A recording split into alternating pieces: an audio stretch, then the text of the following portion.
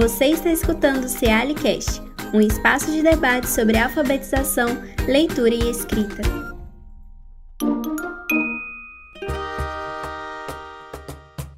Olá, eu sou Luísa Rocha, jornalista do Ceali, e no CealiCast de hoje vamos continuar a nossa conversa sobre a alfabetização de pessoas surdas, com o professor da Universidade Federal do Vale do São Francisco, Isaac Figueiredo de Freitas. Se você ainda não ouviu a primeira parte, volte ao episódio anterior e ouça antes de continuar. E aí no seu artigo você fala de algumas problemáticas, sobre a alfabetização, tanto em Libras quanto em português para pessoas surdas. Você poderia falar mais um pouco sobre esses problemas? Muito bem. Então, normalmente, quando nós estamos estudando um assunto, nós costumamos nos apaixonar por aquele assunto. Então, eu venho estudando Libras e estudando mais especificamente a ortografia Sutton já há um bom tempo.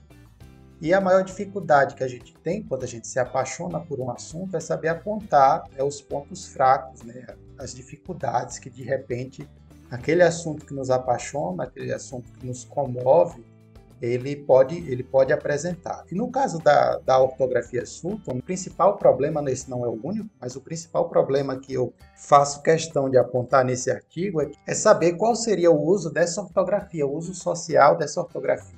Porque uma escrita, para ela se sustentar numa sociedade e se sustentar no tempo, ela precisa ter um uso social muito claro, muito marcado. E no caso da ortografia Sutton, nós não temos esse uso social definido, porque os surdos estão inseridos, os surdos brasileiros, eles estão inseridos num país de cultura luso-grafocêntrica. O que é isso? No Brasil, o Brasil é um país grafocêntrico, porque nós vivemos numa sociedade burocratizada, moderna, que faz uso da ortografia como centro de todas as políticas públicas, da maior parte das políticas públicas, então a ortografia está no centro disso. A escrita está no centro disso, então é um país grafocêntrico mais luso, ou seja, a escrita que é o centro do nosso país é uma escrita portuguesa. Nós normalmente não permitimos outras escritas, principalmente no ambiente escolar, apenas em momentos específicos. Por exemplo, numa aula de inglês se permite o uso da ortografia do inglês, na aula de espanhol se permite o uso da ortografia do espanhol e só nos demais momentos escolares a escola é luso-grafocêntrica, é a escrita do português que tem que operar ali na escola. Então, o principal problema que eu identifico na alfabetização de surdos em Libras é qual seria o papel social da ortografia Sutton. Então, eu faço algumas perguntas que eu vou repetir aqui. Ainda que as crianças surdas sejam alfabetizadas em Libras, quais seriam as práticas sociais de leitura e escrita que teriam como requisito o uso da ortografia Sutton? Seria uma escrita restrita apenas ao ambiente escolar e ao ambiente acadêmico? Se for uma escrita restrita apenas ao ambiente escolar e ao ambiente acadêmico, quais disciplinas adotariam essa escrita, essa ortografia? Seriam todas as disciplinas da escola ou apenas a disciplina livre? Então, essas são questões que precisam estar muito claras se nós queremos promover uma alfabetização de fato em Libras, porque se essa escrita ela não tiver um uso social para ela, e aqui eu não estou falando de um utilitarismo superficial, de dizer assim, essa escrita serve para quê? Ela não serve para nada. Então, se ela não tem nenhum valor econômico, se ela não tem nenhum valor financeiro, ela deve ser descartada. Não é isso.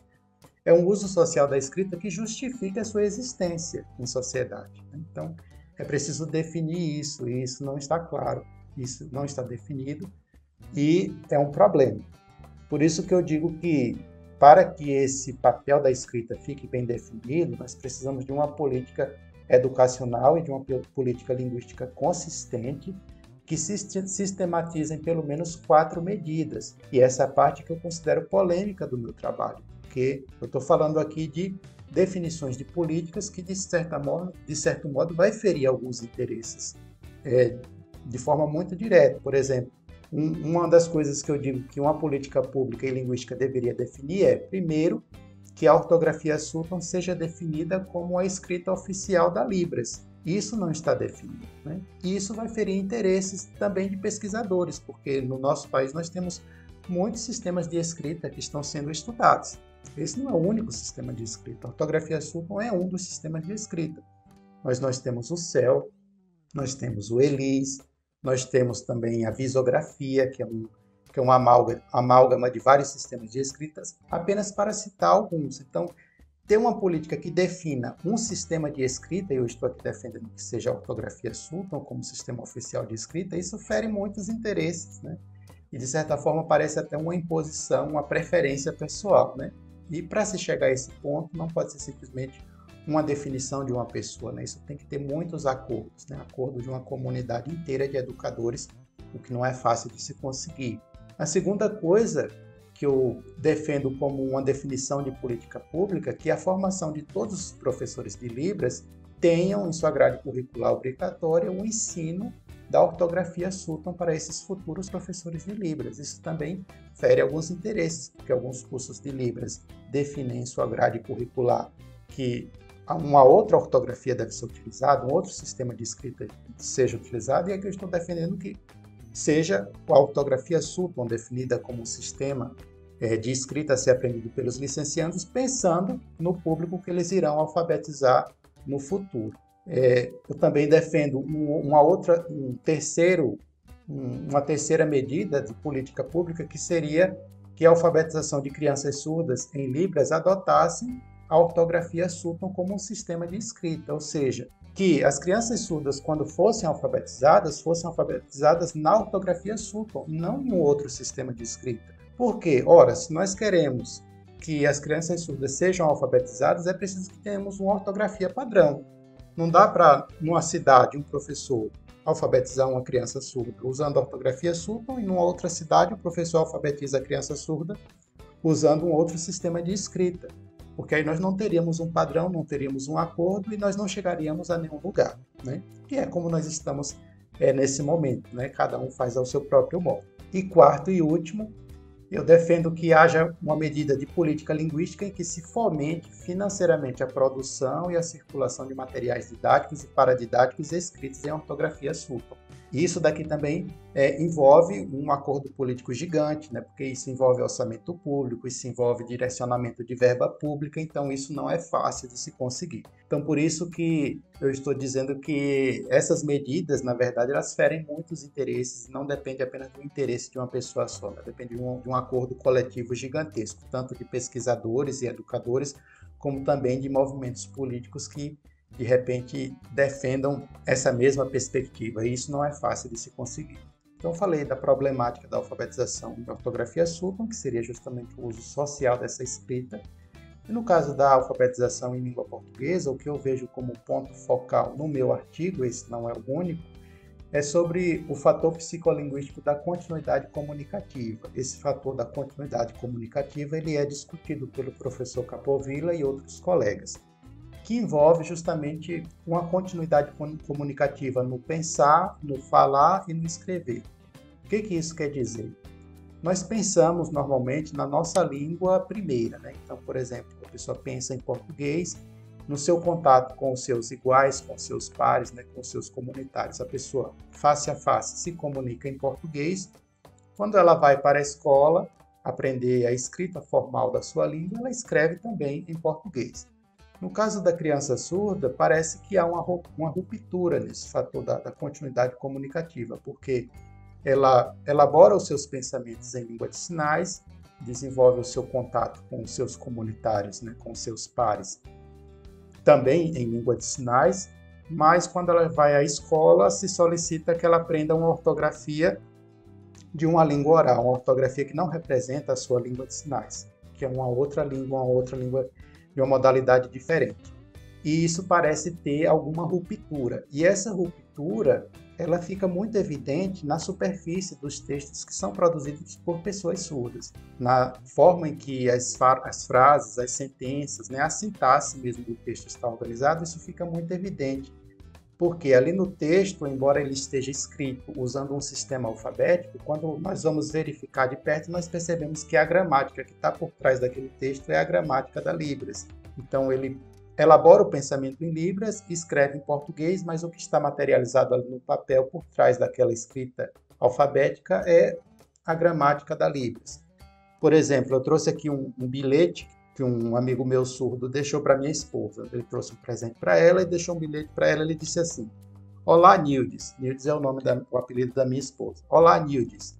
Eu sabe o que é sua favorita cor vinho. Essa máscara dá presente para você, minha amiga. E aí ele é assim. Então, nesse bilhete aqui, tem a presença do português, muito claramente. Mas nós percebemos, por exemplo, a ausência da desinência, né? Quando ele diz eu sabe. Então, no português, o verbo ele precisa ter a desinência, né?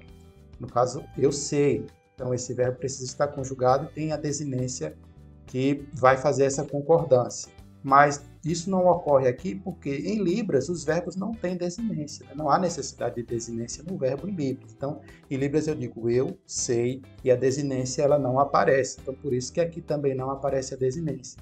Depois ele diz, essa máscara dá presente para você. Então, tem a preposição aqui, o para você, mas, por outro lado, o verbo dar aparece novamente aqui sem desinência, né? Então, essa máscara eu dou para você, né? Seria o dou no português. Então, por que esse dou não aparece aqui? Porque quando a pessoa surda elabora o seu pensamento em Libras, ele tenta transcrever para o texto em português sem essa presença da desinência, porque isso é algo que não está presente em Libras.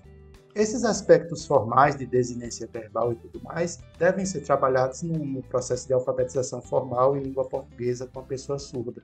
Então isso é apenas para ilustrar, para não ficarmos falando em abstrato, de como que esse fator da continuidade linguística ele está presente na produção textual de uma pessoa surda em língua portuguesa. Então, às vezes, isso pode passar despercebido, né? Outra coisa que passa despercebida é que quando a pessoa surda vai escrever em português, é como se ela estivesse de fato fazendo uma tradução para uma outra língua, porque ela elabora o pensamento dela em Libras. Mas ao escrever esse texto em português, ela precisa fazer uma tradução para uma outra língua, né? Convertê-lo para uma outra língua. O pensamento é originado primeiramente em português. É como se eu, por exemplo, fosse escrever um texto em inglês. Primeiro eu iria elaborar esse texto em português e depois eu iria pensar nas palavras que eu iria elaborar para traduzir esse texto para o inglês. O processo é semelhante. E isso, é claro, que envolve uma carga cognitiva muito maior do que simplesmente o aluno não surdo que está aprendendo a língua portuguesa. O aluno não surdo que está aprendendo a língua portuguesa, ele não tem essa mesma exigência, esse mesmo dispêndio cognitivo que um aluno surdo tem ao ser alfabetizado em português, por exemplo. Então, né, você já apontou algumas políticas públicas aí como sugestões que podem ser feitas em relação ao signwriting, né? E aí eu queria saber se tem mais alguma coisa, né, que você acha que pode ser feito para melhorar a alfabetização de surdo no Brasil de uma maneira mais geral, tanto em nível de políticas públicas, mas também dentro da sala de aula, né, com os professores. Muito bem. Então como é um assunto muito complexo e que se a gente for fazer uma digressão a gente acaba falando de muita coisa, eu vou me ater àquilo que eu coloquei no artigo. Embora, claro, aquilo que eu coloquei no artigo não sejam as únicas coisas que eu considero necessárias, mas para o momento eu acho que basta. Então, a primeira coisa que eu defendo é que já existe, né, com relação à alfabetização de surdo, muito bem definido qual é o papel da língua portuguesa.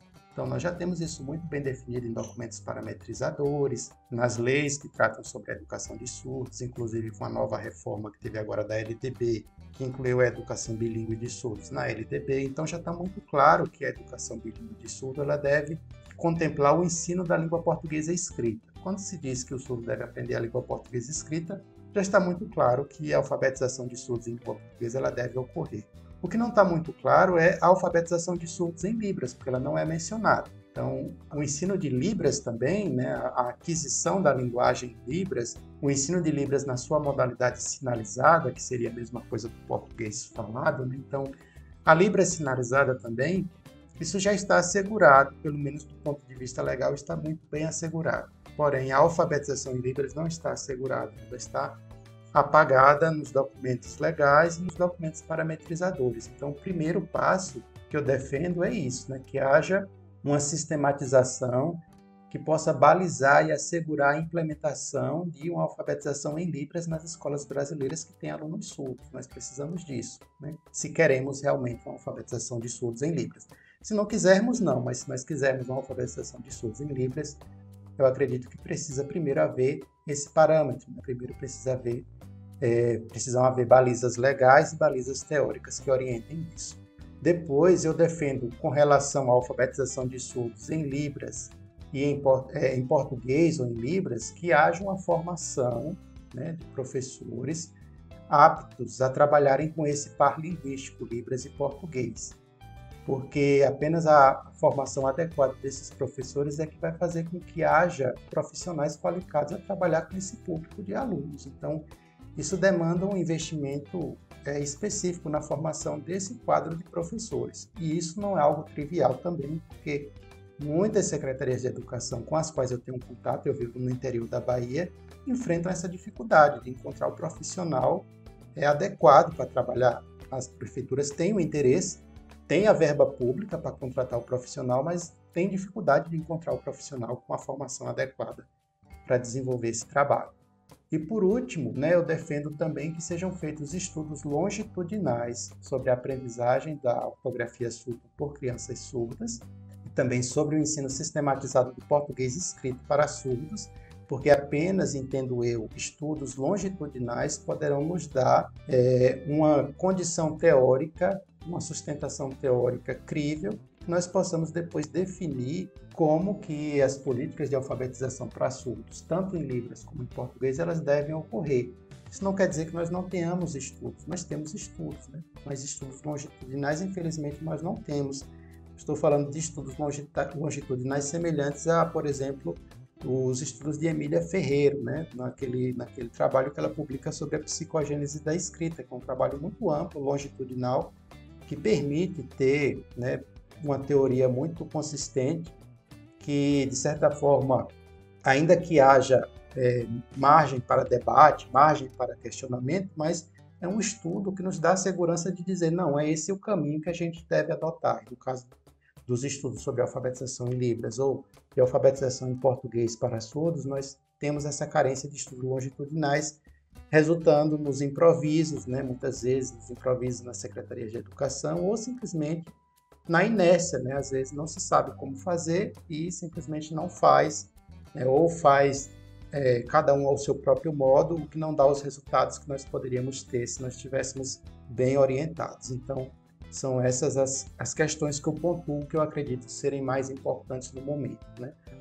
Definições claras sobre o ensino da ortografia Sutton, sobre a alfabetização de surdos com a ortografia Sutton, uma definição muito clara também sobre a formação de professores, professores com competência no par linguístico Libras-Português, para trabalhar como alfabetizadores de surdos, e, por fim, pesquisas longitudinais que nos deem esse aporte teórico para fazermos um trabalho de alfabetização de surdos mais promissor do que o que nós já temos hoje. Tá ótimo. A gente pensando hoje num professor, principalmente da educação básica, que tenha uma criança surda dentro da sala e que talvez esteja com alguma dificuldade, assim, que ferramentas ou meios ele pode buscar ou deve buscar, assim, onde, quais as melhores fontes que ele pode buscar, ou até mesmo o professor que deseja melhorar nesse sentido, ou ter esse contato, onde ele pode ir para buscar esse aprendizado de Libras, se é na faculdade mesmo, se tem outros lugares? Veja bem, essa é uma pergunta difícil de responder, na verdade, porque o nosso país, a realidade do nosso país, ela é muito diversa, Então, por exemplo, na minha cidade aqui onde eu moro, tem algumas opções para os professores, mas em outras cidades pode ser que essas opções não existam, Então, normalmente, na educação inclusiva, existe o atendimento educacional especializado, que funciona no turno oposto, no contraturno, à escola. Então, uma das orientações que eu dou para professores alfabetizadores é: tenha contato com o professor do atendimento educacional especializado, Tentem trabalhar em parceria, tanto o professor da sala de aula comum como o professor do atendimento educacional especializado. Não havendo atendimento educacional especializado, tem outras regiões que existem os CAS, Centro de Atenção à Pessoa Surda. Então, também é um outro incentivo que esse professor procure esses centros para ter contato com os professores que trabalham lá e, a partir desse contato, ele tentar desenvolver algumas habilidades que possam auxiliar no seu trabalho diário, Mas, fora isso, se o professor ele tem alunos surdos e ele vai trabalhar diretamente com a alfabetização de surdos, então o conselho melhor que eu posso dar a esse professor, se eu posso dizer assim, a dica melhor que eu posso dar a esse professor alfabetizador, aprenda a língua brasileira de sinais. tente aprender a língua brasileira de sinais. Você não vai aprender tudo de uma vez só, o trabalho vai ser muito árduo, vai ser demorado, né? Não é como às vezes aparece na internet, né? Aprenda Libras em uma semana, não é assim. Demora muito para aprender, é um caminho árduo, mas você vai perceber que à medida que você for aprendendo a língua, você vai desenvolvendo meios, estratégias pedagógicas que vão acolher esse aluno na sua aula de língua portuguesa, e não só isso, vai fazer com que esse aluno tenha um salto significativo na qualidade de aprendizagem dele. Sem aprender a Libras vai ser muito difícil desse professor trabalhar, então aprenda Libras. Tem o atendimento educacional especializado, trabalha em parceria com o professor do atendimento educacional especializado. Tem o CAS, trabalha em parceria com o CAS. Não tem um CAS, tem uma associação de surdos, busca apoio da associação de surdos, né? Tenta ver na sua cidade o que está mais fácil, o que está mais disponível. E invista na sua formação. Se você deseja atuar nesse campo da área de Libras, invista na sua formação. Busque bons cursos, né? Não só cursos à distância, principalmente cursos reconhecidos, cursos com bons professores, cursos de instituições respeitadas, cursos de preferência, cursos presenciais. Eu sei que as pessoas não gostam muito disso, mas quando nós estamos falando de aprender a Libras como segunda língua, é importante que você tenha esse contato presencial com a língua, e à medida que você for aprendendo, esse professor alfabetizador vai perceber que a qualidade das aulas dele, da interação com os estudantes surdos e da aprendizagem dos alunos vai melhorar muito. Mas não tem caminho fácil, né? Se eu dissesse que vai ter caminho fácil, eu estaria sendo demagogo aqui. O caminho não é fácil, é muito difícil mesmo. E às vezes nem essas opções que eu citei aqui, talvez o professor não encontre, né? Talvez ele tenha que buscar só leituras mesmo em alguns livros, em alguns manuais, em alguns trabalhos já publicados, né? Então talvez a única fonte de informação que ele tenha no momento seja essa. Mas se ele tiver essas outras que eu citei, que ele busque essas outras opções. Bom, eu queria agradecer muito ao professor Isaac pela disponibilidade de conversar aqui com a gente sobre esse assunto tão importante, tão essencial. Agradecer também quem ouviu até aqui. Muito obrigada e até uma próxima. Eu que agradeço a você, Luísa, pelo convite, né? Fiquei muito apreensivo com o convite, nunca participei de um evento assim, né? Dessa modalidade de apresentação, de uma audiorevista, foi a primeira vez, mas fico muito agradecido pelo convite e também agradeço aos seus ouvintes que me distinguiram com a audiência até aqui. Este foi o CEALI-Cast. Você pode nos escutar no Spotify e no YouTube. Se quiser, você pode enviar sugestões de temas e perguntas para o nosso e-mail cealicast@gmail.com.